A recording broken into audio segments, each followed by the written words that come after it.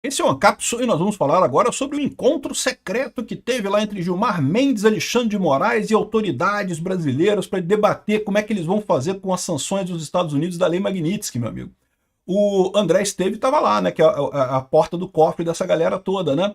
E aí, o que será que saiu dessa decisão, hein? Eles vão ter que fazer alguma coisa, vão ter que fazer algum acordo. Qual vai ser o caminho que eles vão seguir? Eu não sei, eu espero que não seja o caminho da Venezuela. Mas é possível que eles tenham acordado alguma solução alternativa nessa história. Como eu falei, eles têm que assinar alguma coisa aqui. Ó. O banqueiro André Esteves, do BTG Pactual, se reuniu nessa semana com o Gilmar Mendes, o Alexandre de Moraes, o Bessias, o Paulo Gonet, ou seja, a galerinha mais do núcleo duro contra o Bolsonaro ali, né? E estavam conversando o que eles vão fazer, como é que eles vão resolver esse problema. Como eu falei para vocês, eles vão ter que fazer alguma coisa. Não tem alternativa, né? Vamos tentar imaginar o que pode ser que pode sair disso daqui. Essa notícia foi sugerida por Jacinto, Peter foi CLT da Light e várias outras pessoas. Obrigado aí ao pessoal que sugeriu notícias lá no nosso site, no visãolibertaria.com. E obrigado a você que está assistindo o nosso vídeo. Se você gosta do nosso conteúdo, por favor, deixe o seu like, se inscreva aqui no canal, né? Também esteve presente um representante de uma outra instituição financeira, ou seja, estava o pessoal ali dos bancos e o Gilmar Mendes, o Alexandre de Moraes, o Bessias, o Paulo Gonet, certamente tentando colocar aí como é que a gente vai resolver esse problema, porque eu já falei para vocês. Se seguir no caminho que quer o Alexandre de Moraes e o Gilmar Mendes, o destino final nosso é Venezuela, não tem alternativa. O que eles podem fazer de alternativa a isso, a gente não sabe qual que vai ser a decisão, né? Segundo duas pessoas que estavam no encontro, a conversa ocorreu para avaliar a situação entre Brasil e Estados Unidos e os impactos do tarifaço proposto pelo Trump e os alcances da Lei Magnitsky, que foi aplicada contra o Alexandre de Moraes, né? O encontro também incluiu gestos de solidariedade ao STF devido às ameaças feitas pelos Estados Unidos de aplicar novas sanções aos magistrados. Gilmar Mendes e André Esteves têm boa relação e costumam conversar com regularidade. Em sua passagem por Brasília, o banqueiro também teve uma agenda no Palácio do Planalto, mas não com o Lula, conversou com outra pessoa lá. Então, olha só, é o que eu falo para vocês, o pessoal está se movimentando. Eles estão tendo que arrumar alguma coisa, vão ter que chegar a alguma conclusão. Como é que a gente vai acabar essa coisa, né? E eles têm várias alternativas para fazer isso, sendo que a preferida deles seria dar um jeito de acabar tudo sem precisar mudar o processo do Bolsonaro. Isso é uma alternativa que eles têm. Talvez seja o caso do pessoal explicar que não tem muito como ir por essa alternativa. Eles vão ter que mexer alguma coisa, vão ter que fazer algo para aliviar essa pressão dos Estados Unidos.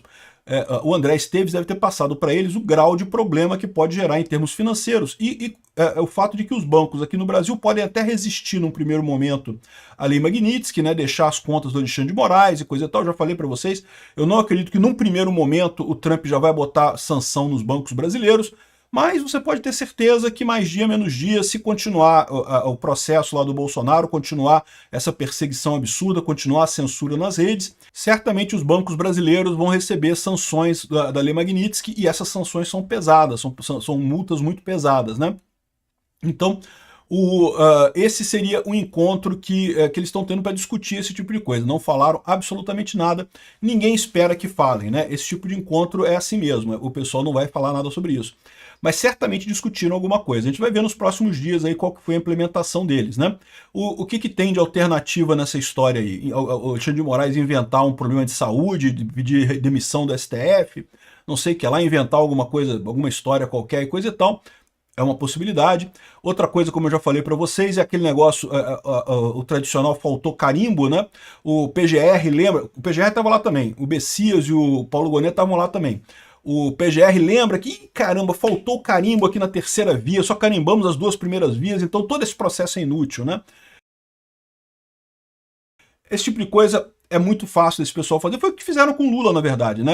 Para libertar o Lula, eles acabaram com o processo todo do Lava Jato, basicamente com um esquema de faltou o carimbo, né? Ah, não, porque a 13ª Vara de Curitiba não é... Apesar de já terem analisado várias coisas sobre a competência territorial da terceira Vara de Curitiba, tinham reafirmado isso já várias vezes, mas aí voltaram atrás, não, porque faltou o carimbo, né?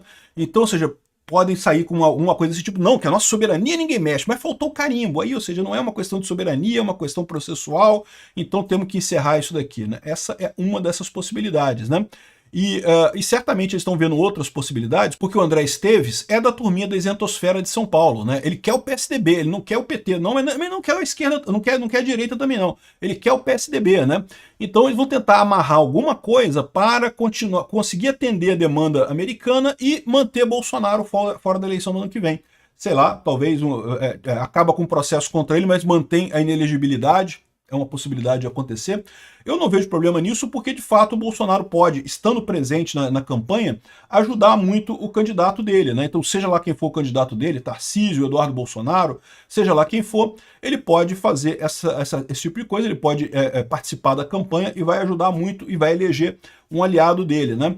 Enfim, o almoço aconteceu na última terça-feira, dia 5. Vamos ver qual vai ser a decisão aí, o que vai sair dessa história, né? A gente viu que teve muita crítica ao Congresso no dia seguinte, então é possível que dessa decisão estão preocupados com ações do Congresso, eles querem resolver o negócio sem o Congresso. Eu não sei, porque uma outra solução seria justamente com o Congresso aprovando a anistia, aprovando uma lei que acabe com a censura lá, acabe com aquela decisão do STF de censurar as redes. Isso seria uma outra possibilidade de eles acabarem, resolverem esse problema, né? Aprovou a anistia, o pessoal reclama pra caramba, não, que absurdo, não sei o que lá, mas vamos deixar assim, beleza, fica assim mesmo, e vamos em frente, né? Aprovou e coisa e tal. O que eu acho que vai acontecer é isso. Vamos ver qual vai ser a solução que eles vão dar. Eles não querem a solução do Congresso, pelo visto. O motim dos jornais do dia 6, todo mundo criticando o Congresso, provavelmente pode ser já em função disso daí. Outra coisa, evidentemente, que eles podem estar buscando é justamente influenciar pessoas lá nos Estados Unidos para reverter esse problema. Eles já viram que o governo Lula é uma nulidade completa, né? Um governo que não vai agir em absolutamente nada nos Estados Unidos, não vai conseguir absolutamente nada, até porque o Lula não quer conseguir nada nos Estados Unidos, né? Eles podem estar tentando achar outros caminhos de chegar ao Trump lá nos Estados Unidos e chegar a alguma coisa, alguma conclusão, né? Fato é que diz o Cláudio Humberto aqui no Diário do Poder que tem 3 pessoas-chave lá nos Estados Unidos que têm ajudado, que são muito mais influentes até que o Eduardo Bolsonaro. Eu não sei não, tá? O Eduardo Bolsonaro tem uma entrada muito grande com o Trump também, mas eu concordo que essas pessoas também têm esse apoio, até porque são pessoas mais próximas ao Trump, né? Um deles é o Martin De Luca, a gente de vez em quando falo sobre ele aqui, é o advogado do Trump na ação da Trump Social e da Rumble contra o Alexandre de Moraes lá na Flórida, né? A gente já falou sobre isso. O cara é advogado do Trump, o Trump tem algum grau de conhecimento com ele, de intimidade com ele, ou seja, é um cara que é de confiança do Trump, né? Então, ele foi o cara que abriu o caminho para a Magnitsky com o Alexandre de Moraes. O outro foi o Jason Miller, lembra do Jason Miller? Que o Alexandre de Moraes mandou prender aqui em Brasília, quando ele esteve aqui na CEPAC em Brasília, em 2021, não é isso?